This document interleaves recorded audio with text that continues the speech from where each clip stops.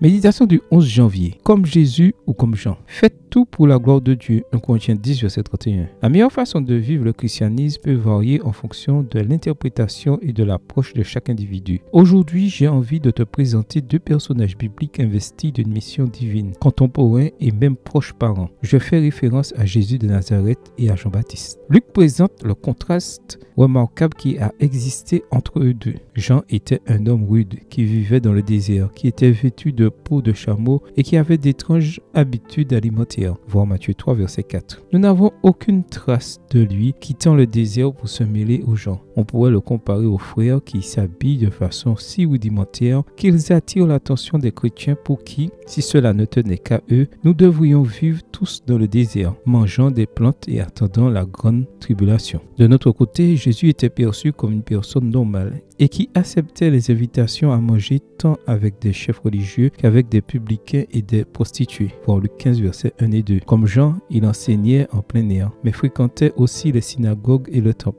On pourrait dire que Jésus était semblable aux chrétiens qui se mélangent au monde, commémorent des événements importants, vivent dans une grande ville, portent des baskets et des jeans et mangent de tout, ce que la Bible permet. Jésus s'intégrait à la société et essayait de la changer de l'intérieur. Jean s'était éloigné d'elle et essayait de la changer de l'extérieur. Le même Dieu pourrait-il être à l'origine d'un mode de vie et de méthodes aussi différents? Les Écritures répondent par un oui retentissant. Jésus est le Messie et Jean le plus grand homme jamais né. Voir Luc 7, verset 28.